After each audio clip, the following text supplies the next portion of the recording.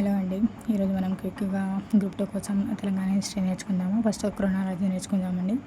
Age వచ్చేసి మనకు శాతవాహనులు, ఇక్ష్వాకులు, విష్ణుకుండినులు, వేములవాడ చాళుక్యులు, కాకతీయులు, రాచకొండ దేవరకొండ పద్మనాయులు, కుతుబ్షాయిలు, అసఫ్జాయిలు. ఇది క్రొనాలజీ. ఇది మనం గుర్తుపెట్టుకోవాలి. శాతవాహనులు, ఇక్ష్వాకులు, విష్ణుకుండినులు, వేములవాడ చాళుక్యులు, కాకతీయులు, రాచకొండ దేవరకొండ పద్మనాయులు, కుతుబ్షాయిలు, అసఫ్జాయిలు. ఫస్ట్ వచ్చేసి మనం శాతవాహనుల గురించి క్విక్గా చెప్పుకోవాలి అని అంటే దీనికి మూల పురుషుడు వచ్చేసి శాతవాహనుడు, రాజ్యసభ స్థాపకుడు సిముకుడు.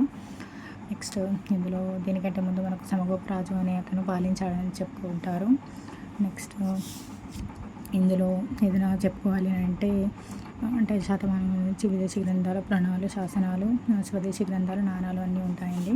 దీని గురించి ప్రత్యేకంగా మెగస్తనిస్ అనే ఇతను వచ్చిండు అనేసి ఇతను ఇండికా అనే గ్రంథంలో మెన్షన్ చేశాడు వీళ్ళ గురించి అనేసి ఒకటి గుర్తుపెట్టుకుంటే సరిపోతుంది.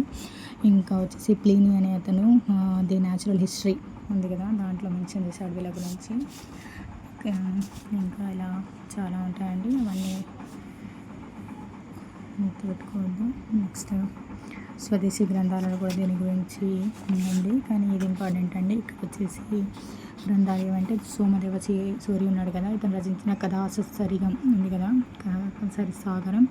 ఇందులో సోమదేవ సూర్య ఏమో మెన్షన్ చేశాడు. వీళ్ళ శాతవాహన రాజుల ప్రస్తావన మరియు వాళ్ళ పరిపాలన గురించి ఎక్స్ప్లెయిన్ చేశాడు. నెక్స్ట్ వచ్చేసి వాత్సాయనుడు, ఇతనేమో కామసూత్ర, జయమంగళ అని దీన్ని అంటారు. దాంట్లో అప్పటి సాంఘిక ఆర్థిక పరిస్థితుల గురించి చెప్పిండు. నెక్స్ట్ అతను బ్రాహ్మణులను కూడా మెన్షన్ చేసాను, ఇది ఇంపార్టెంట్. వాత్సాయనుడు కామసూత్ర అనే గ్రంథం రాశాడు. గుణార్థుడు వచ్చేసి బృహద్గీత అని రాశాడు. ఇది శర్వరం వచ్చేసి కాకంత్ర వ్యాకరణం, మోదకదండం 2 రాశాడండి. హలుడు వచ్చేసి గాథా సప్తశతి, మొన్న గ్రూప్ 3లో అడిగాడు. ఇది ప్రాకృత భాషలో ఉందండి, నేను రాసుకున్నాను దీన్ని. ఇది కాకంత్ర వ్యాకరణం అనేది సాంస్క్రిట్లో ఉంది.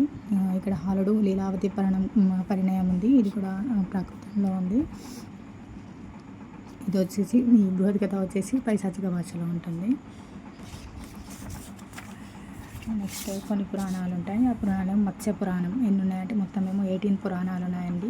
దాంట్లో 5 పురాణాలు పేర్కొనబడింది. ఇందులో శాతవాహనుల గురించి 5 మెన్షన్ చేశారనమాట. మత్స్య పురాణం, స్కంద పురాణం, భాగవత పురాణం, వాయు పురాణం, బ్రహ్మాండ పురాణం అనేవి 5 పురాణాలలో ఉంది. నెక్స్ట్ నాణాలు. ఇలా దాంట్లో నాణాల అధ్యయన శాస్త్రాన్ని ఇది అడగాడండి ఇంతకుముందు ఎగ్జామ్లో, న్యూమిస్మాటిక్స్ అంటారు దీన్ని. నెక్స్ట్